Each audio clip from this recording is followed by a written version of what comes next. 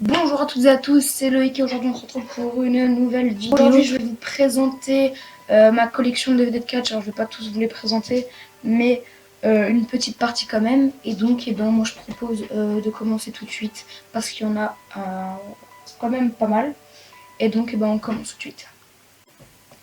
Il y a pas longtemps j'ai commandé un DVD sur Amazon. Donc c'était TLC 2012. Voilà. Et à 4 €, donc je dis c'est vraiment pas cher. Sauf qu'il était en région 1.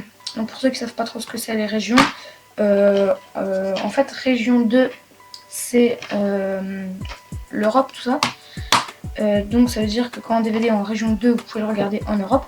Et quand un DVD est en région 1, c'est que vous pouvez le regarder seulement aux États-Unis. Et du coup, ce DVD est en région 1 et je ne le savais pas. Donc en gros je peux pas le regarder. Donc j'ai acheté 2 DVD de Axel de la chaîne WWE Fan France. Donc on a Extreme Rules 2014 et puis Hell in a Cell 2010. Et le premier jour que j'ai eu Hell in a Cell 2010, j'ai voulu le ranger dans ma collection. Et puis j'ai fait un trou parce qu'il est tombé. Voilà. Donc ça c'est mon grand talent. Hein. De toute façon moi je fais tout tomber. Donc voilà. Mais bon, le DVD n'a rien, il est très bien.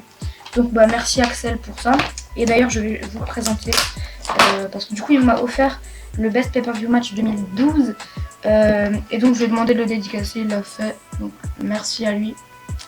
Et il a également mis un petit mot avec Shawn Michaels.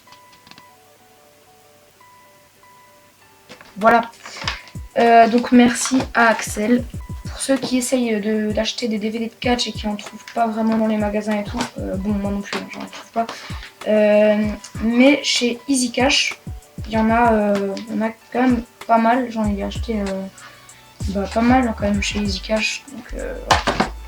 Donc chez Easy Cash, j'ai eu Over the Limit 2012, Dragon Rise 2009, Extreme Rules 2009, WrestleMania 22 et No Mercy 2007. Et donc justement No Mercy 2007.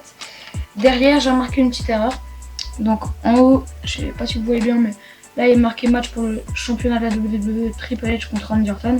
Et en bas, il y a marqué match pour le championnat de la WWE Triple H contre Randy Orton. Petite faute, chez Easy Cash, hein, j'ai aussi acheté Hell in a Cell 2011. Mais le petit problème, c'est que Easy Cash met des étiquettes avec le prix.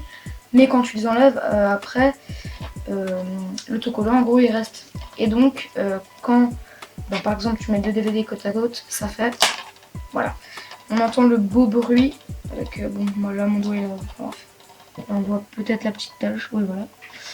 Et donc ça c'est un petit peu chiant aussi. Pour moi le truc qui m'énerve bien sur les DVD de catch, c'est les spoils. Et il y en a plein, il y en a partout. Par exemple le DVD de WrestleMania 30 ici. Derrière on voit Seth Rollins avec la ceinture. Donc on sait qui va gagner.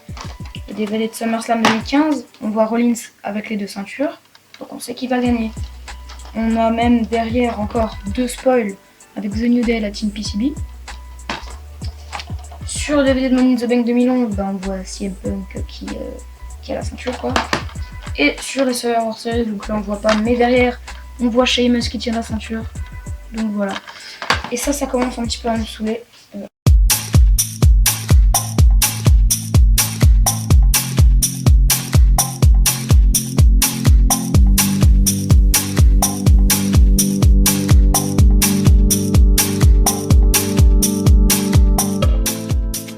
Merci d'avoir regardé cette vidéo. Si tu l'as aimé, tu peux mettre un j'aime, t'abonner à la chaîne, commenter, tout ce que tu veux, plein de choses. Et moi je vous retrouve bientôt pour de nouvelles vidéos, j'espère. Et donc je vous dis à la prochaine. Salut.